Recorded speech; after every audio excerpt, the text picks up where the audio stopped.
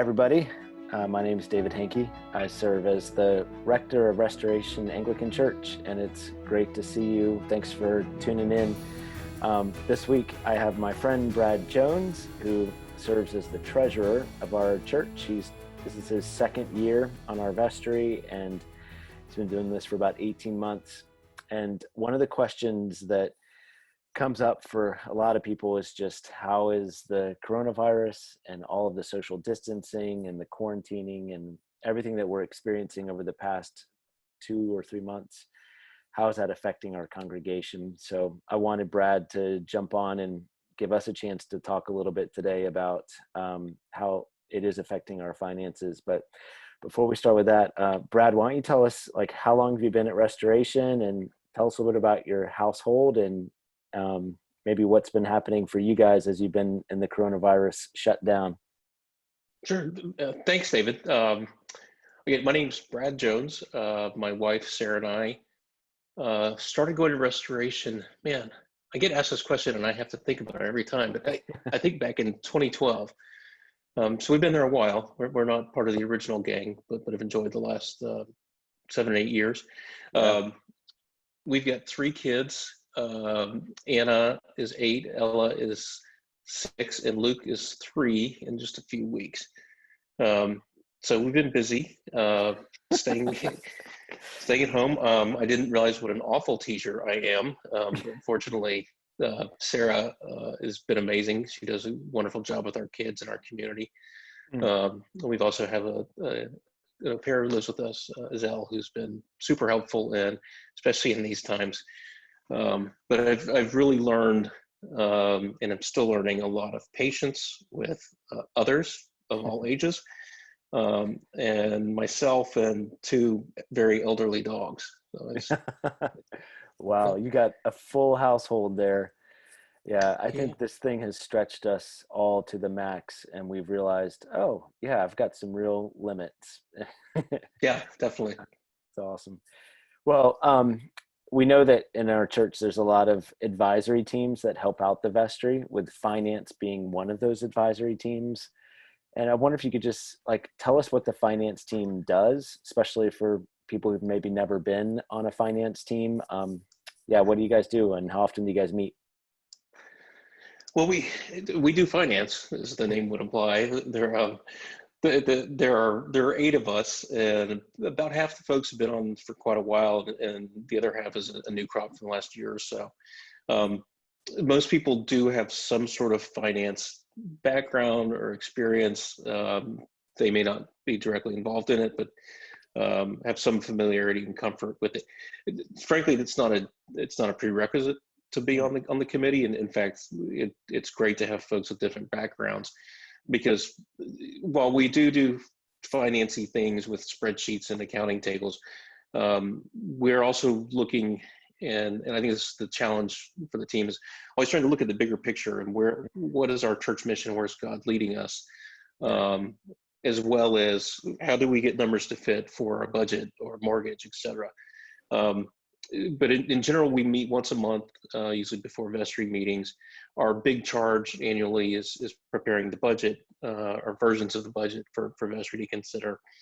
And then there's always some unique project, whether it's a refinancing a mortgage, or coming up with a building general fund plan that happens. So that's how we're naturally risk averse, most of us, and so again, I think we can get stuck in the weeds a little bit too much on some of the numbers sometimes. But I think we've done a really good job in the years that I've been on the team, advising you and staff and vestry, and it's a pretty laid back group of people that have a lot of good discussion and thought.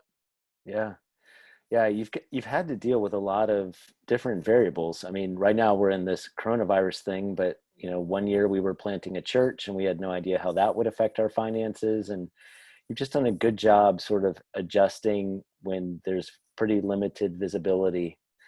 How would you say that our finance team is different from maybe a finance committee you've been on in another organization, like a preschool or something like that? And I have been. The it's it seems like a much more focused group. I think we've got, for the area, we're a fairly sizable, robust church with quite a few resources, and there are certainly more activities and ideas and services that we provide. And so when I was on a preschool board, we used to call it this complicated little system that seems like it should be easy. And I think in our church we have quite a few complicated little systems. We have our, different demographics, service, community, and so it's I think there's just different opportunities for us, and we're more forward facing. Yeah, it's pretty complex. So, I mean, the big question that's in front of us is the current complexity that's been created by COVID-19 and social distancing. What's been the financial impact on our church of the last couple months? Great question, and one that I get asked frequently. To date, we have held up extremely well. In fact, we've even seen an uptick in our giving over our projections for the year. And forgive me if I interchange giving and revenue and income, but it is giving. It all works for us. It's our church. And it's been really remarkable. We have a very generous congregation. We've been very blessed. And when you consider where we were last year, this time and with the budget, it's even more incredible that we are financially healthier now. I think a lot of, I think a lot of folks have switched to online giving. I think there's still something tangible and almost Eucharistic about putting a check in a plate. But our church has adapted quickly. I think we've had good leadership there. That's great. Do you guys have any concerns? Like when your team meets, what sort of draws out the most part of the conversation for you? What sort of elicits the most response from your team? And again, we are all mostly risk averse and risk managers in some capacity. So almost Debbie Downers.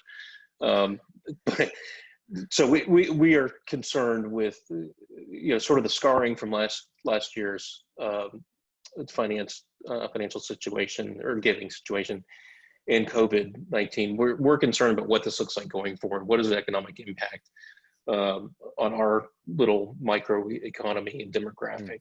And many families have not been affected or affected to a small degree, but is that going to change? And will there be some sort of latency beginning today, this summer, later in the year? And then what does that look like for individual households and families?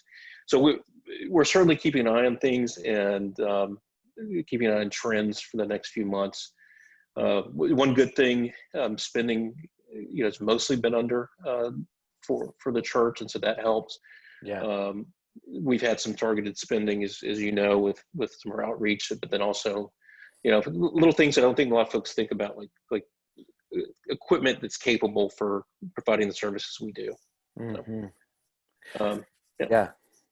No, that makes a lot of sense. I know there's a staff team, we talk a lot about what do we most need right now, and then all of the like to haves we've put on hold, and just trying to think about, all right, how can we be generous through our outreach partners, and then what do we most need in order to provide the remote worship service and YouTube Live and all that? How do we provide for that, and then hold off on everything else while we wait and see how this shakes out?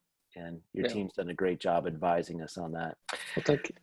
Yeah, as we look forward, which is some of what you're alluding to, and some of the uncertainty of the future, as you guys think about our next year's budget, what are the big conversation points that come up as you prepare our budget for fiscal year 21?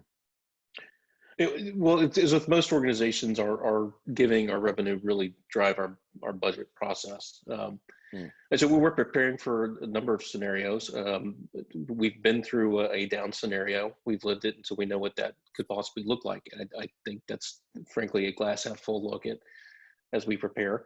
But to answer more directly, we're preparing for a budget that would hopefully be on par with where we have been this year. But making contingency plans in case we're not, and making sure that the budget for next year is more flexible and adaptable, Yeah. both with giving and expenses being down, but also if there are other opportunities. As we come off the strategic plan and then opportunities we're identifying through this crisis, there could be some very impactful opportunities for the church to pursue and pivot. And so we need to be ready there with our resources. Yeah, I really appreciate that, just the flexibility and being able to be nimble in a response. I know that's the heart of a lot of our congregation, and I feel like your team helps us. Like, you put the dollars where they need to be so that we can pivot to those kinds of opportunities that come up. So thanks a lot for that, and thank you for the ways you advise the vestry. I'm really grateful for it. If there's one way we can pray for you, how can people be praying for you and your team? Well, actually, before I answer that, sorry, let me know. One other thing I want folks to know is when you give online an offering plate, there's no one keeping a list of who's giving. Staff, vestry, members of the finance team, we don't know what you give. Everybody's situation is different. So when you text 7979, however many 79s it is, Yeah.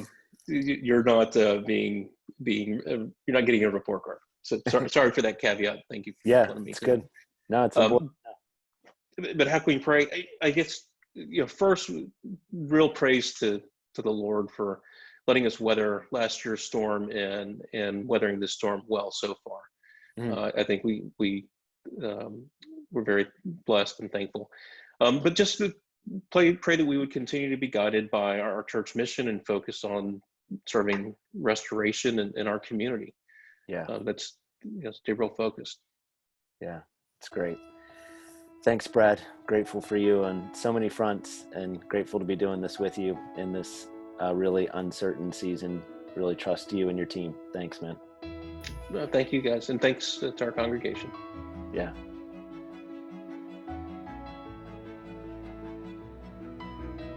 Thanks, you guys, for listening each week and for praying and for being generous. I'm so grateful to get to be the rector of our church. Grateful to be walking through what feels really uncertain, and yet we follow a God who is certain in his love and care for us.